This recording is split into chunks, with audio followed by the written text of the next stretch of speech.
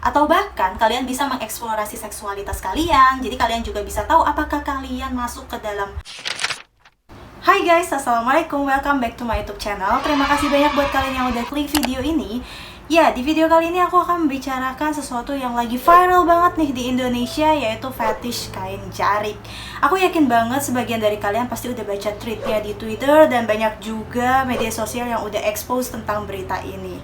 Tapi nih guys, ternyata masih banyak yang nggak tahu apa sih fetish itu, normal atau enggak, bahaya atau enggak, dan apakah mungkin ada penyimpangan seksual lainnya selain fetish ini. Well, di sini aku tidak bermaksud untuk menggurui kalian. Aku tahu banget kalau kalian itu udah pada pinter-pinter semua. Gampang lah kalian bisa cari semua beritanya di internet. Tapi di sini aku hanya ingin mempermudah kalian yang males baca nih ya, catat, yang males baca. Tapi kawannya aku kan rajin baca, ya silahkan kalian baca dan kalian cari jurnal sebanyak mungkin sesuka kalian. Jadi gitu ya guys, jangan ada yang julid. Nah, balik lagi ke topik pembahasan ya guys. Jadi si fetish ini adalah suatu kelainan seksual di mana si penderitanya ini mengalami ketertarikan seksual terhadap selain stimulasi genital, yang munculnya itu secara berulang kali atau intens, atau dalam bahasa medisnya disebut dengan parafilia. Nah, parafilia ini berasal dari bahasa Yunani guys. Para berarti pada sisi lain dan filia berarti mencintai. Jadi bisa kita simpulkan bahwa itu adalah mencintai sesuatu dari sisi yang lain, artinya di luar keadaan yang normal. Nah, kondisi seperti ini tuh bisa banget terjadi kepada orang yang kepribadiannya stabil. Jadi sering banget tuh kayak keluarganya, temennya, bahkan orang-orang terdekatnya itu nggak sadar kalau mereka ini mengalami kelainan preferensi seksual.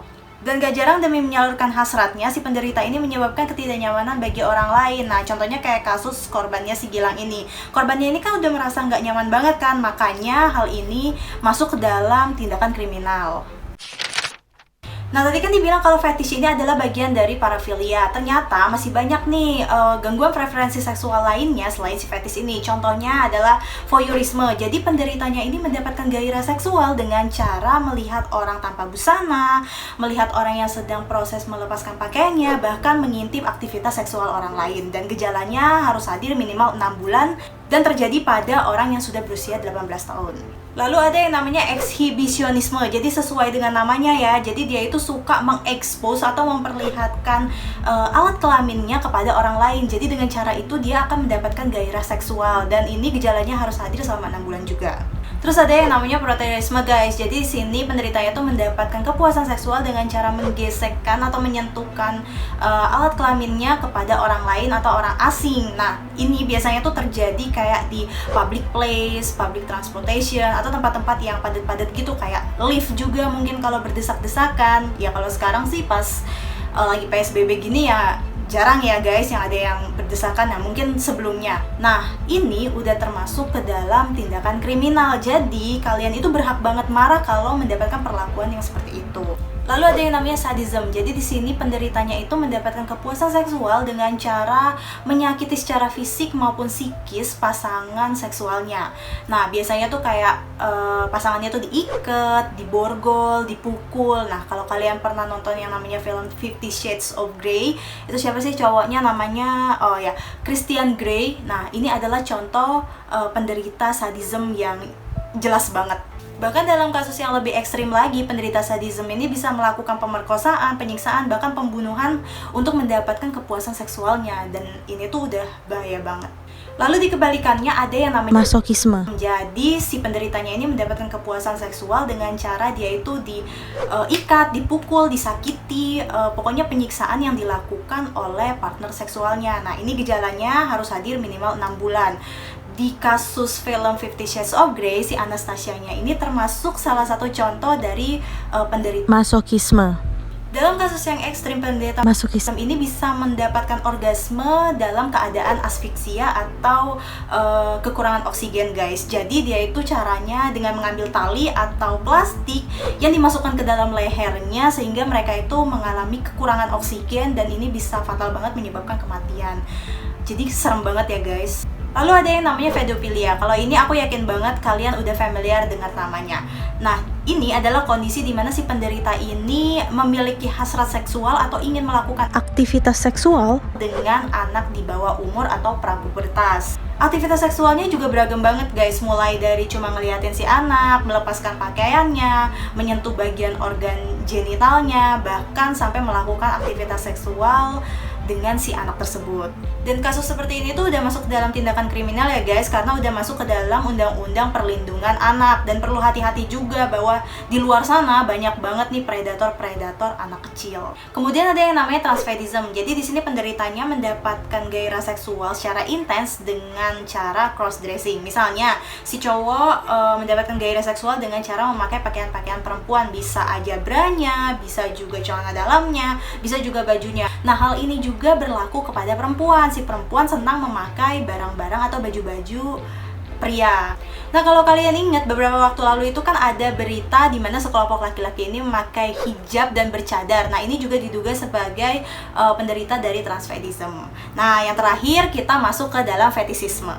Nah, fetisisme ini adalah kondisi di mana seseorang mengalami ketertarikan seksual terhadap benda mati, bagian tubuh di luar sexual body parts, dan hal-hal lain yang nggak spesifik. Gejala juga harus hadir minimal 6 bulan. Nah, dari kasus fetisism kemarin kita bisa lihat kan kalau si pelakunya ini dia tuh seneng banget tuh ngelihat korbannya itu terbungkus kain jarik atau cuma dilem aja gitu, karena kan si korbannya ini nggak bisa gerakan. Tapi perlu diketahui juga guys, kalau fetish ini bermacam-macam, bukan cuma kain jarik aja nih. Tadi kan disebut kalau objeknya itu ada 3. Yang pertama adalah benda mati, yang kedua adalah bagian tubuh lain selain sexual body parts. Nah, kalau perempuan kan sexual body parts-nya itu bagian area dada dan area alat kelamin ya guys. Nah, yang ketiga adalah hal-hal lain yang tidak spesifik atau yang disebut others. Nah, contoh-contohnya itu ada nekrofilia, jadi ketertarikan seksual terhadap mayat atau jenazah. Kemudian ada algamatofilia, jadi pelakunya itu mengalami ketertarikan seksual kepada manekin atau patung.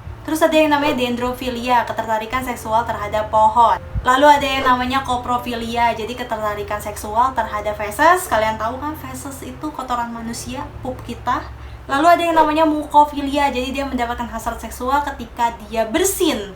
You know, kayak lega banget gitu. Lega banget. Lega banget. Lalu ada yang namanya emetofilia, jadi ini adalah gairah seksual yang muncul terhadap muntahan. Terus ada yang namanya formikofilia, jadi ketertarikan seksual terhadap serangga. Jadi dia senang tuh kalau ada serangga mencolok di badannya, tuh dia bahagia banget. Nah guys, itulah beberapa gangguan preferensi seksual yang harus kita ketahui. Aku berharap banget dengan ini kita bisa lebih meningkatkan kewaspadaan kita terhadap hal-hal yang tidak wajar di sekitar kita.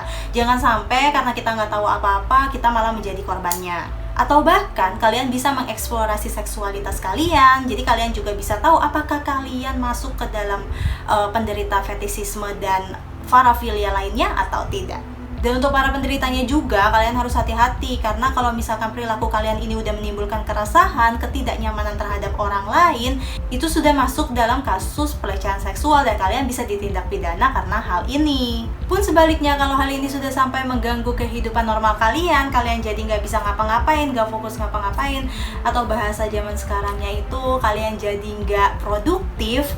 Nah, berarti ini kalian sudah menjadi penderita parafilia disorder karena kalian udah mengalami distress yang akibatnya itu mengganggu aktivitas sosial kalian. Sebaiknya segerakan konsultasikan kepada ahlinya, yaitu psikiater atau dokter spesialis kesehatan jiwa.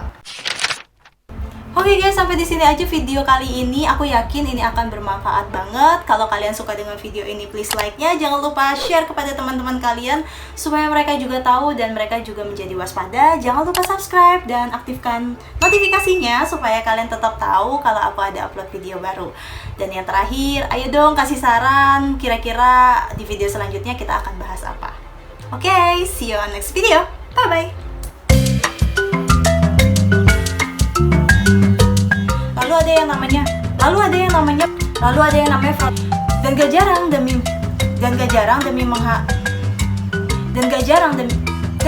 demi